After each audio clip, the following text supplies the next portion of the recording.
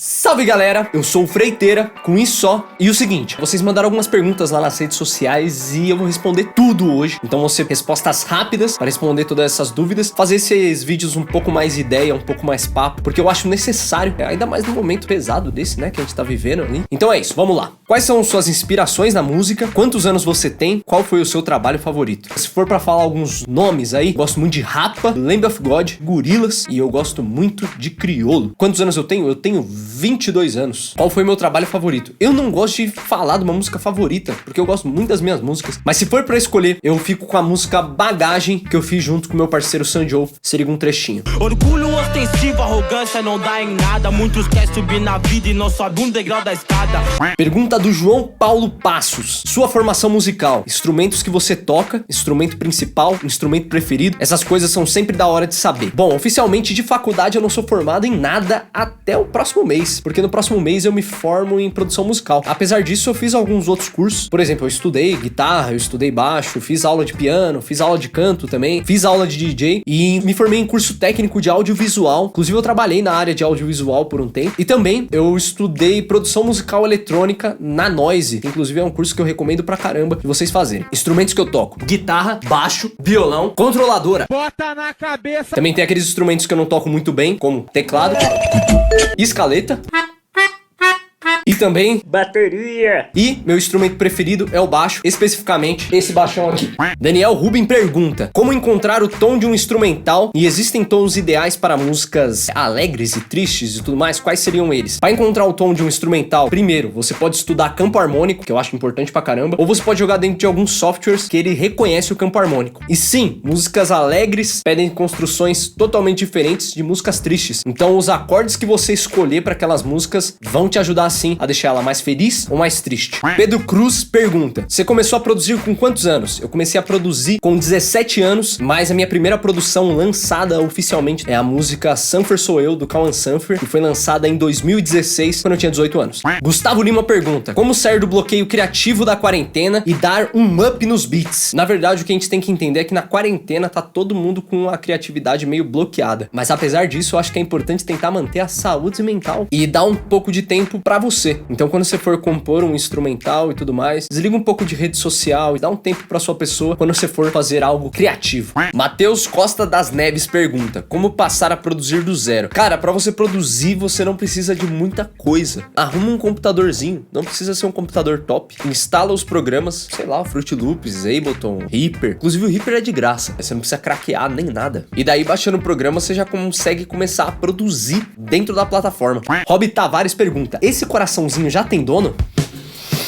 Já tem dono. Melhor forma de aumentar o alcance e entrar na cena. Essa parada de cena é meio complicada, porque dentro de uma cena você tem várias cenas. Tipo, do rap você tem, sei lá, o rap triste, o trap e tudo mais. Apesar disso, encontre o seu lugar dentro dessa cena e sua identidade, porque não adianta você ser igual ao outro, tá ligado? E também lembrar que música se apoia em três coisas. A música, ela se apoia em música, né? Uma boa composição, também uma boa produção daquele material, a parte visual, então uma boa capa, um bom vídeo e tudo mais, e investir um pouco em publicidade. Lógico, isso é meio complicado, porque a gente sabe que a grana é curta. Apesar disso, tentar sempre cumprir isso daí, que a chance de você começar a se estabelecer aumenta. Como aprendeu a tocar todos os instrumentos que toca? Abraço, abração também. Eu comecei a tocar instrumento porque eu gostava muito de rock, especificamente porque eu gostava muito do Guitar Hero. Sorriso Ronaldo, isso não é legal. É o sorriso Ronaldo que chegou. Então meu primeiro instrumento foi uma guitarra. Faz o sample de guitarra.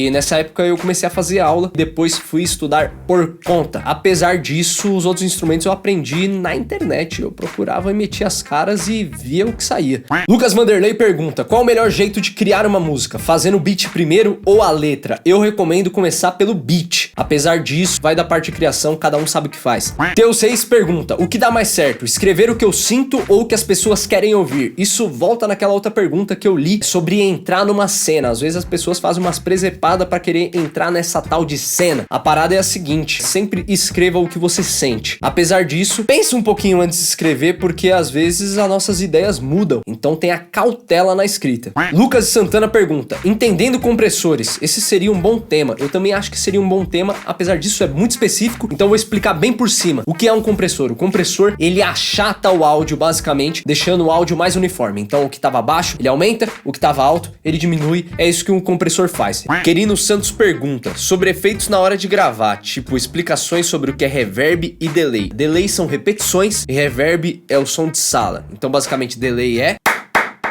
e reverb é. Gustavo pergunta: você acha que na parte da desvalorização do produtor beatmaker, o que o MC e o produtor devem fazer pra evitar isso? Eu acho que a desvalorização do produtor e do beatmaker, ela é real. E o que não faz sentido, porque o beat e o instrumental, eles são praticamente a alma da música ali, né? Tem mais beat rolando normalmente na música do que MC cantando, se você for colocar numa régua, né? O que eu acho que o beatmaker ele tem que fazer pra se valorizar, tem alguns pontos. Primeiro, se o beatmaker ou o produtor, ele vende aquele serviço, ele tem que cobrar um valor justo por aquilo. Porque se ele cobra um valor abaixo, esse valor não vai só prejudicar ele, como começa a abaixar o valor do mercado e acaba rolando uma prostituição do trabalho real, assim. E no caso, quando o beatmaker e produtor, ele tem uma veia artística, ele tá fazendo participação ali junto com os amigos dele, não tá cobrando serviço nem nada, ele tem que entrar como um artista junto. Então eu recomendo tirar aquele prodzinho do lado que fica ali no nome da faixa e colocar o cara como um artista junto. Então a música é do MC tal e do artista tal. Inclusive é isso que eu faço. Eu não vendo mais produção e não tenho problema com quem vende, mas todos os últimos trampos que eu faço, eles são trampos artísticos. Então se for olhar em todas as minhas últimas músicas, é o artista tal e o Freiteira é o Freiteira e o artista tal. Os dois como artista na faixa, porque isso vai te valorizar como um artista e não como um prestador de serviço, o que também não tem problema. Então é isso, pessoal, espero que vocês tenham gostado desse respondendo perguntas de maneira extremamente rápida e direta. Se você gostou desse vídeo, compartilha com todos os parceiros e é isso, é nóis!